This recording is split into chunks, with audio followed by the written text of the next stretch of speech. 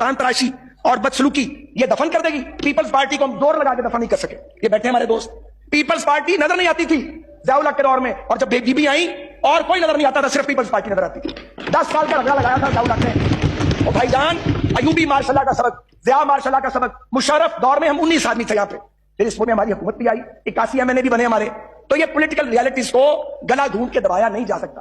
पर अगला साल अल्लाह न करे आपका साल है, शायद आपको उसकी आवाज नहीं आ रही। मैं नहीं चाहता, मैं इंशाल्लाह नहीं कहूँ, हम ये नहीं चाहते आप इसको हमारी कमजोरी ना समझें। जो कमजोर होते हैं वो मार्शलों के साथ नहीं लड़ते, कमजोर लेट जाते हैं, वो अपने जमीर बदलते हैं। जमीर बदलने वाले भी इस ईमान में मौजूद है और जमीर न बदलने वाले भी इस ईमान में मौजूद है। जब हम अपनी अपनी जमातों और क्यादतों के दिफा में झूठ बोलने की हद तक चले जाते हैं, हमने अपने कायदीन को पता नहीं अल्लाह का खुदा ना खासा उतार बना लिया। इंसान है, गलतियां करते हैं, गलतियां होती हैं। अपनी अपनी जमातों के दिफा में एक दूसरे को हम लान तान करते हैं, एक दूसरे पे अब्यूज करते हैं। जनाब स्पीकर, अगर रियासत में ये हालात रहे तो मैं आपको बड़े अदब से अर्ज करूंगा, ये जमहूरी निजाम खतरे में।